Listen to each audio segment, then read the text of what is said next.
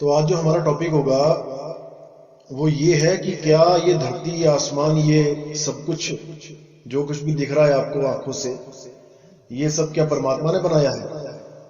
क्योंकि ये बहुत ही ज्यादा गहरा विषय है और इस विषय पे बहुत ही लंबी लंबी चर्चाएं होती हैं। बहुत से मत, बहुत से पंथ, बहुत से धर्म इस बात की पुष्टि करने में लगे रहते हैं कि ये धर्म, ये परमात्मा ने संसार बनाया है। हमारे धर्मों की किताबों में लिखा है कि परमात्मा ने ही सारी सृष्टि बनाई है। सबके सब साबित करने में लगे रहते हैं। लेकिन हर धर्म में यह भी लिखा है कि ये संसार मायावी है, माया के द्वारा बनाया जाता है। इस संसार को त्यागो, इस संसार के चक्कर में ना पड़ो, ये संसार तुम्हें जन्म मरण में लेके आता है। इस संसार की इच्छाएं, इस संसार के सारे लोभ तुम्हारे पतन का कारण है। ऐसे भी बहुत सी चीजें बताई जाती हैं। तो समझ में ये नहीं आता है, कई बार बहुत से लोगों को सवाल होता है कि ये दुनिया बनाई क्यों है भाई? जब इस दुनिया को झूठ भी बताया गया है, इस दुनिया को माया भी बताया गया है और इस दुनिया को ही त्यागने की बातें भी की गई हैं कि तुम्हें मुक्ति चाहिए तो इस दुनिया के मोह को छोड़ दो। अरे भाई, हमारे पास दुनिया, हमारा कोई प्रलोभन नहीं है दुनिया में। प्रलोभन तो हमें दिया गया है। अगर ये दुनिया ना होती तो हमें क्या लोभ होता दुनिया का?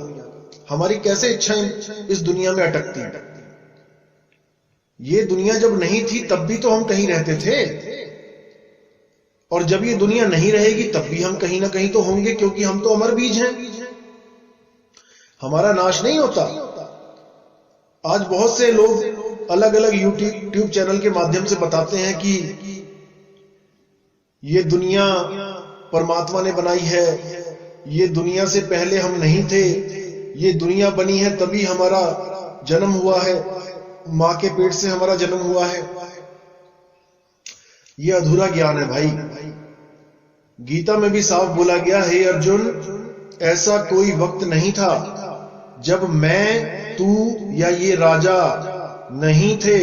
जो राजा महाराजा खड़े हैं, तेरे चाचा, तेरे भतीजे, तेरे मामा, तेरे दादा, तुम्हारे गुरु, ऐसा कोई वक्त ही नहीं था जब ये नहीं थे, और ऐसा कोई वक्त नहीं होगा जब ये नहीं होंगे। इसलिए हे अर्जुन, इनकी चिंता मत कर।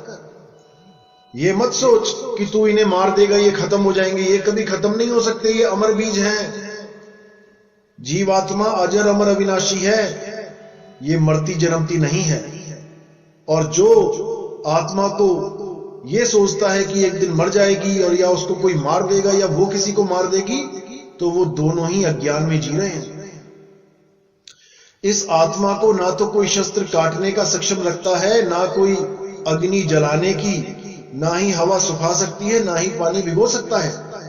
इसको कोई कुछ नहीं कर सकता। अर्जुन, मोह को छोड़ और धर्म के साथ लग। इनकी हत्या कर, इनको मार। किस चीज के लिए मार? इसी दुनिया के लिए तो। भाई, झगड़े का मुद्दा क्या था? मुझे 5 गांव दे दो या मुझे हस्तिनापुर दे दो। झगड़ा तो वही रहा ना, इस दुनिया का। अभी हमें कोई कहे कि तुम 5 गांव ले लो, मत लो और युद्ध करो, तुम हस्तिनापुर के चक्कर में 5 गांव मत लो, युद्ध करो, तो भाई जो विवेकी हंस होगा वो, उसको तो 1 गांव भी नहीं चाहिए। वो तो अपना घर बार भी छोड़ के जाने के लिए तैयार है। बड़े बड़े राजा महाराजा जो अपना महल था वो भी छोड़ के चले गए इस दुनिया को असत्य मान के। लेकिन यहां पे धर्म की बात आ जाती है, धर्म अधर्म की, क्योंकि वहां पर बात 5 गांव या हस्तिनापुर की नहीं थी। 5 गांव और हस्तिनापुर तो पहले भी छोड़ के वो कितने साल अज्ञातवास में रहे, जंगलों में रहे। बात वहां थी धर्म अधर्म की, सही गलत की। जो वहां पर अत्याचार हो रहा था जनता के साथ, उसको खत्म करने की बात थी और युग पलटने की बात थी। युग भी पलटना जरूरी था, इसलिए महाभारत का युद्ध हुआ। लेकिन मुद्दा वही आ जाता है कि ये दुनिया बनाई किसने?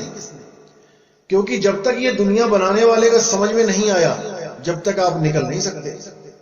जब तक आपको यही नहीं पता कि जिस देश में मैं रहता हूं, जिस दुनिया में मैं रहता हूं, वो मेरे पिता ने बनाई है या मुझे फंसाने वाले ने बनाई है, जब तक ये समझ में नहीं आया, भाई आप निकलने का ख्याल भी नहीं ले सकते। आप जिस घर में बैठे हो, आपको अच्छी तरह पता है मेरे पिताजी ने बनाया है, मेरे पिताजी के नाम पे है, हमारी जमीनें जायदाद है, तो आप आराम से रहते हो उसमें ताला मार के घर में। भाई दीवारें ही तो हैं ये, उन्हीं दीवारों को तुम अपना मान के बैठे हो, और वही दीवारें जब जेल की आ जाती हैं, वही दीवारें, वही ईंटें, वही पत्थर, वही सीमेंट, तब तुम्हें वो पराया लगने लग जाता है कि भाई मैं तो गलत जगह फंस गया। कोई किडनैप करके चार दीवारी में बंद कर दे, वही दरवाजा, वही दीवारें, सब कुछ वही, दुनिया भी वही, लेकिन वो कमरा पराया लगने लग जाता है। भले वहां पे वो आपको 5 साल खाना खिलाए बैठा के, लेकिन फिर भी आप किडनैप हो, आप उसको अपना नहीं मानते। इसी प्रकार आप इस दुनिया में रहते हो, जिस दुनिया में रहते हो, आप किडनैप हो। आप इस दुनिया में बैठे हुए, आपको खाना खिलाया जा रहा है, आपको पानी पिलाया जा रहा है, आपको हर सुविधाएं दी जा रही हैं, लेकिन फिर भी आप कैद में हैं। आपके हाथ में हथकड़ियां नहीं डाली। जैसे काला पानी की सजा होती थी पहले, काला पानी की सजा में क्या करते थे, सब दोषियों को, सब कैदियों को काला पानी में उतार के उनको बेड़ियां नहीं लगाते थे। वो एक टापू होता था 30, 40, 50 किलोमीटर का, और चारों तरफ पानी होता था, समुद्र। तो उस टापू में से पता लगता था अंग्रेजों को कि कौन यहां से निकल के भाग सकता है, समुद्र में नहीं जा सकता कहीं भी। हजारों किलोमीटर का समुद्र कौन तैरेगा? इसलिए ना तो वहां कोई जेल होती थी और ना ही वहां कोई हथकड़ियां लगती थी। वहां घर बना के दे दिए उनको, रहो अपना मजे से, ताकि उनको यह भी एहसास ना हो कि हम काला पानी की सजा काट रहे हैं। धीरे धीरे वहां पे शादियां होने लगी, बच्चे पैदा होने लगे। आगे से आगे जब जनरेशन बढ़ी तो वो बच्चे उसी माहौल में पैदा हो गए, वहीं जेलों में पैदा हुए, जेलों में ही दूसरे बच्चों के साथ खेलने लगे, बड़े होने लगे। धीरे धीरे धीरे दादाजी भी मर गए, पापा जी भी मर गए, 1-2 जनरेशन खत्म हो गई, और वो जो बच्चे पैदा हुए थे उनको तो कभी सपने में भी नहीं पता लगा कि ये जेल है। वो तो उसको अपने दादाजी का घर मान के बैठ गए, अपने पिताजी का घर मान के बैठ गए, उन्हीं जेलों को अपना घर मान के बैठ गए, उन्हीं जेलों में खेलने लगे, और वहीं पे अपना परिवार बढ़ा के अपने आप को उसी काला पानी देश का बाशिंदा मानने लगे कि हम तो हैं ही यहाँ के, ये तो हमारे पिताजी ने बनाई है, हमारे दादाजी ने बनाई है ये जेल। जेल भी नहीं बोलते हैं, घर, लोक, मृत्यु लोक। लेकिन इस लोक का नाम ही मृत्यु लोक रखा हुआ है। इस पे भी किसी को समझ में नहीं आता कि अगर परमात्मा ने अपना ये देश बनाया होता, अगर घर बनाया होता, तो कौन अपने घर का नाम मृत्यु लोक रखता है? स्वर्ग लोक रखता है, आनंद लोक रखता है, और भी कई नाम हैं सुंदर सुंदर जो नाम रखे जाते हैं। देखो किसी के घर के पास जाओगे तो वहां पे कितने सुंदर नाम रखे होते हैं, मधुवन कुटीर, ऐसे ऐसे नाम रखे होते हैं। लेकिन इस लोक का क्या नाम रखा भाई? मृत्यु लोक। मृत्यु लोक इसलिए रखा गया क्योंकि यहां पर कोई भी अचल नहीं है, यहां सब जग चलनहार। यहां कोई भी ऐसा नहीं है जो यहां पे टिक जाए। इस दुनिया में कोई टिक नहीं सकता। यहां पे तो चलो चलो लगी हुई है, एक आ रहा है, 2 जा रहे हैं, 2 आ रहे हैं, 1 जा रहा है, 1 आ रहे हैं, 2 जा रहे हैं, चलता ही चला जा रहा है, ये कोई रोक नहीं है। इसीलिए कबीर साहब ने पुष्टि करी कि ये हमारे परमात्मा का घर नहीं है, यहां पे हम अज्ञानतावश रुके हुए हैं, और अज्ञानतावश ही हम बार बार यहां आ रहे हैं, जा रहे हैं। इसीलिए साहिब ने बोला, रहना नहीं देश बेगाना है। ये बेगाना देश है भाई, इस देश में हमने नहीं रहना। यह संसार कागज की पुड़िया, बूंद पड़े घुल जाना है। देखने को लग रही है ये मिट्टी मोटी मोटी, और कितने ही अंदर गहराई में नींवें खोद खोद के ऊंची ऊंची बिल्डिंगें बना ली हैं, लेकिन ये बिल्कुल उसी तरह है जैसे दूध के ऊपर मलाई होती है, कहीं से मोटी जम जाती है, कहीं से पतली जम जाती है, लेकिन मलाई में उंगली मारोगे तो नीचे पानी ही पानी है। इसी प्रकार इस धरती के नीचे भी पानी है, और उसके नीचे भी अंदर जाके लावा है। ये दूध के ऊपर मलाई की तरह है ये धरती। ये संसार कागज की पुड़िया, जैसे कागज होता है, अखबार ले लो, कितना कुड़कुड़ा होता है। सुबह सुबह अखबार आपके घर में अखबार वाला फेंकता है उस कागज को आप हिलाओगे, देखो कड़कड़ बोलता है, लेकिन उसी अखबार को एक बार पानी में डुबो देना, एक बाल्टी पानी में, उसी अखबार की क्या हालत हो जाएगी। इसी तरह ये धरती की हालत हो जाएगी। जब महाप्रलय आती है तो पानी में सब कुछ बह जाता है, सब बिल्कुल धरती का नामो निशान खत्म हो जाता है, पानी में ही जलमग्न हो जाती है ये। तो इसीलिए बोला है कि यह संसार कागज की पुड़िया, बूंद पड़े गल जाना है। कहां घर बनाओगे, कहां मकान बनाओगे, रहना नहीं देश बेगाना है। यह संसार कांटे की बाड़ी, उलझ पुलझ मर जाना है। अब कांटे की बाड़ी क्या है? ये हमारे जितने भी रिश्ते नाते, जितने भी हमारे ध्यान को खींचने वाली कोई भी चीज है, ये कांटों की तरह। जैसे आप कपड़े अच्छे पहन के जाओ किसी जंगल में और वहां बहुत सारी कटीली झाड़ियां हो, तो नाना करते भी आपके कपड़ों में इतने कांटे लग जाते हैं, आपके कपड़ों को फाड़ने में लग जाती हैं वो झाड़ियां। इसी प्रकार आपकी जो सूरत है उसको अटकाने के लिए हजारों तरह के खेल चल रहे हैं इस दुनिया में। आपकी चुन्नी, कोई लेडीज जा रही है, उसकी चुन्नी में कांटे लग गए, किसी कटीली झाड़ी में कहीं अटक गई उसकी चुन्नी। अब वो अगर खींचेगी तो वो फट जाएगी। इसी प्रकार हमारी जो सूरत है, हमारी सूरत कांटों में उलझ गई है। कांटे क्या हैं? ये जितने भी हमारे रिश्तेदार हैं, जितने भी माँ बाप भाई बहन, ये कोई बॉस, नौकरी धंधा काम मकान दुकान, ये जितने भी हमारा सूरत, जहां जहां हमारी सूरत उलझी हुई है, ये सब कांटे हैं। कबीर साहब कहते हैं कि अगर इसको एकदम खींचोगे तो ये नहीं बात बनेगी। इसको समझ के धीरे धीरे, एकदम खींचे का मतलब क्या होता है कि एकदम वैराग ले लिया जी, मैं तो जा रहा हूं जी, अभी अभ्यास किया नहीं, कोई शब्द की परख करी नहीं कि शब्द कैसा है। देखा होगा आपने अलग अलग सिद्धांतों में, अलग अलग आश्रमों में कितने ही लोग सन्यास लेके बैठे हैं, लेकिन क्या होता है? गड़बड़ हो जाती है। क्यों हो जाती है? क्योंकि शब्द नहीं है वहां पे, शब्द का असली भेद नहीं है वहां पे। शब्द का असली भेद होगा तो टिक जाएगा बंदा, लेकिन शब्द ही नहीं है वहां पे, भेद ही नहीं है, तो नहीं टिक पाएगा। तो कहते हैं एक एक करके कांटा हटाओ, सत्संग को सुनो समझो, और उसके बाद सत्संग के द्वारा विवेक कर करके एक एक से अपने मन को निकालो। धीरे धीरे धीरे धीरे करके सारे कांटे निकल जाएंगे और आप उस मालिक से जुड़ जाओगे। यह संसार कांट की बाड़ी और उलझ पुलझ मर जाना है, रहना नहीं देश बेगाना है। यह संसार झाड़ और झाखर, आग लगे बर जाना है। ये जितना भी संसार आपको दिख रहा है, ये केवल चलता हुआ दिखाई दे रहा है। असल में ये सब मृत हैं, ये सब मुर्दे हैं।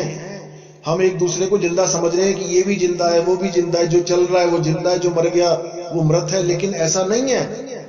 जितनी भी चीजें हमें इन आंखों से दिख रही हैं वो सब मृत हैं, मरी हुई हैं। केवल धोखा लग रहा है हमें कि हम जिंदा हैं।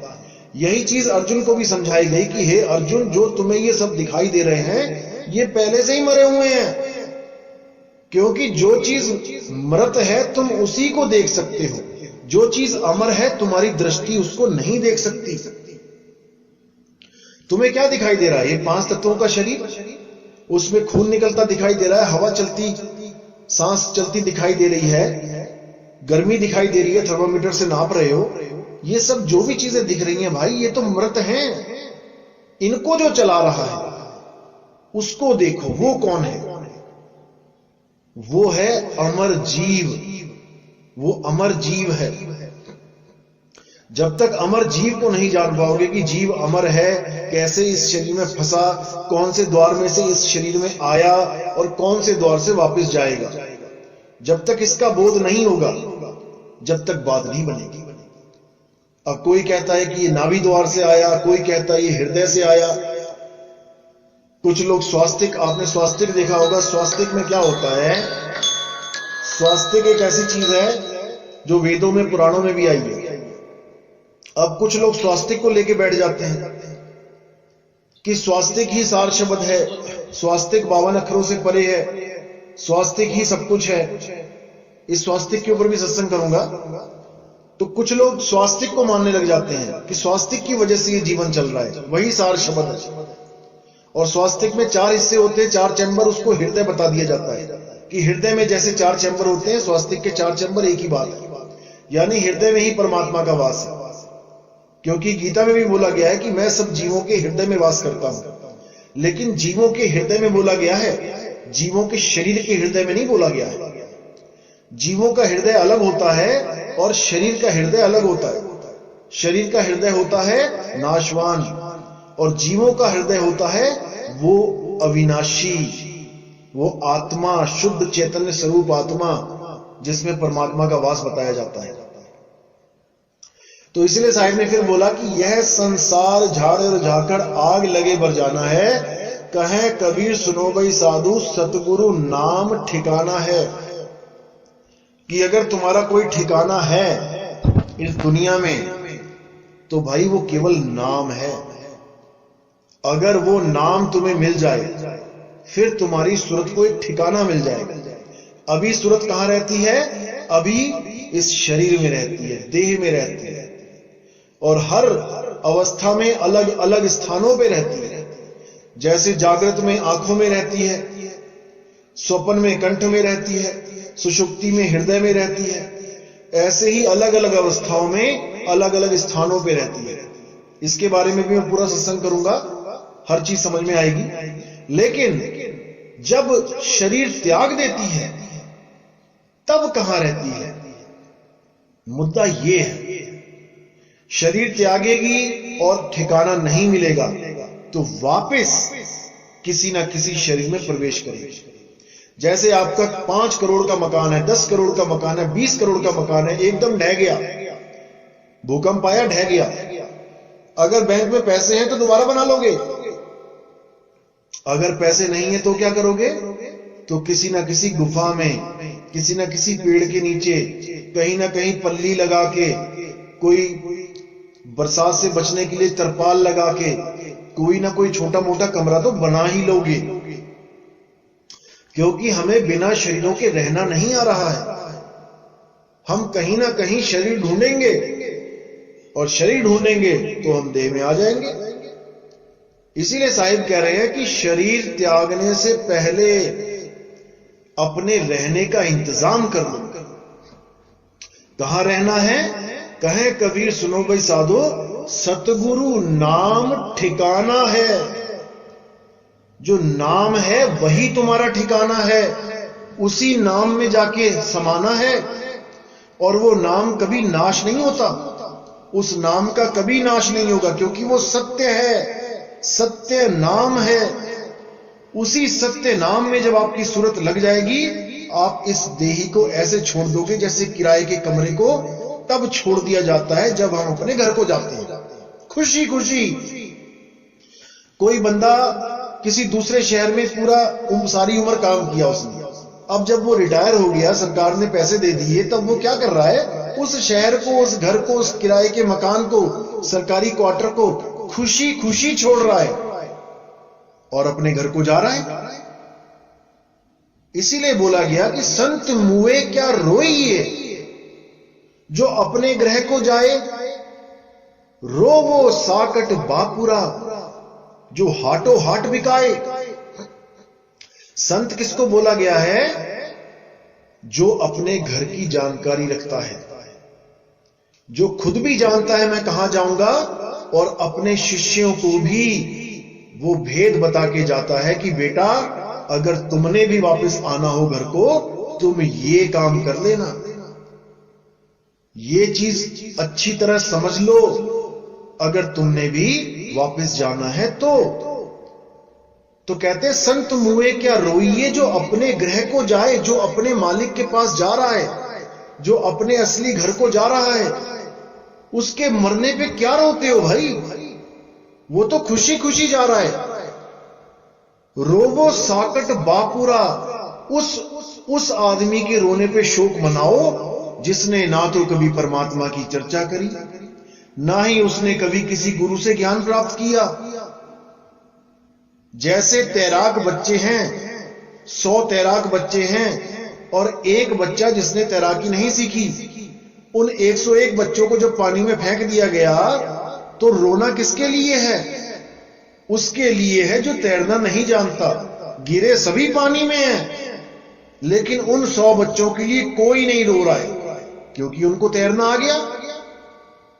केवल वो एक बच्चा जो है उसके लिए सारी जनता रो रही है कि भाई इसको तैरना नहीं आता था, इसने कभी गुरु धारण नहीं किया, अब ये भवसागर में गोते खाए।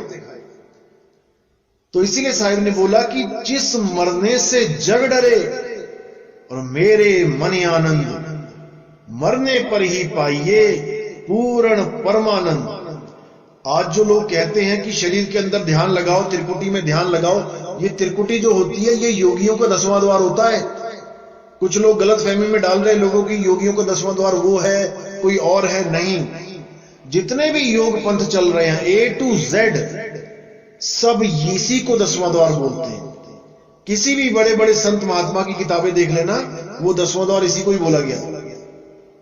कोई एक बिरला ही होता है, गुप्त होता है, जो इसको 10वां द्वार ना बोले। योगियों का, सिद्धों का 10वां द्वार यही है। यहां तक कि सिद्धों का जो इष्ट है भोले शंकर, वो भी सांकेतिक ज्ञान तीसरा नेत्र यहीं पे खोला गया है, यहीं पे बताया गया है सारा कुछ। बड़े बड़े संत महात्मा यही बता रहे हैं, यही 10वां द्वार है लोगों का। इसी को तीसरा तिल बोल दिया जाता है, इसी को शिव नेत्र बोल देते हैं। तो कहते हैं जिस मरने से जग डरे मेरे मन आनंद और मरने पर ही पाइए पूर्ण परमानंद। क्योंकि मरने पर ही आपको वो आनंद प्राप्त होगा कि शुक्र है अब मैंने वापस नहीं आना। क्योंकि आनंद तो आपको परमात्मा देता ही रहेगा।